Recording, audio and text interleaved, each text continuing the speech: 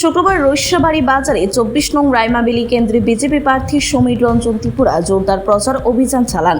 এদিন ছিল বাজারের সাপ্তাহিক হাট বাজার, ফলে স্বাভাবিকভাবেই বাজারের ক্রেতা বিক্রেতাদের ব্যাপক ভিড় লক্ষ্য করা যায়। তাই প্রার্থী জনসংযোগে বিশেষ গুরুত্ব দেন এবং সাধারণ মানুষের সঙ্গে সরাসরি কথা বলেন।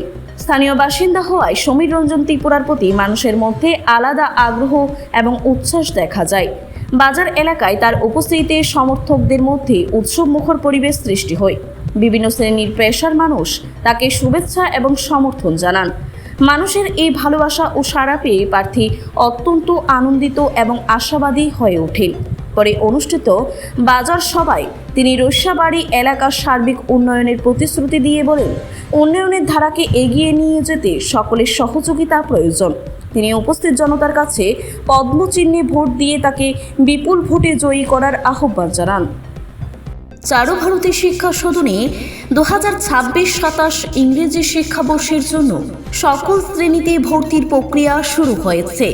এই রৈস্যাবাড়ি বাজারের আমাদের একটা যে আগামী যে 12 তারিখ যে আমাদের নির্বাচন, এই নির্বাচনের জন্য আমরা প্রথমে আমাদের রৈস্যাবাড়ি বাজারের সব দোকানের গিয়ে সকলের কাছে আমি প্রার্থনা করি এবং তাদের সকলের যে আশা ছিল, তারা যে খুশি ছিল এই রৈস্যাবাড়ির যে সন্তান আজকে আমাদের 1990 থেকে 95 সনের মধ্যে প্রথম আমাদের এই এলাকা থেকে আমাদের শ্রদ্ধেয় ধীরেন্দ্র ত্রিপুরা এক্স-এমডিসি তাইনের প্রথম এই এলাকা হয়ে তাইনে এডিসি তথা কুমিল্লা কাউন্সিল ভবনের যে কথা বলার সুযোগ পেয়েছেন।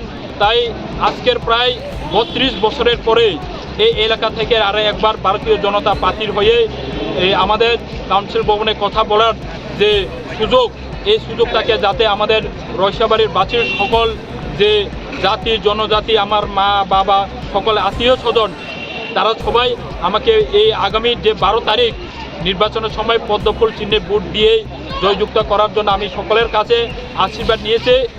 ব্যুরো রিপোর্ট, খবর জনস্বার্থে।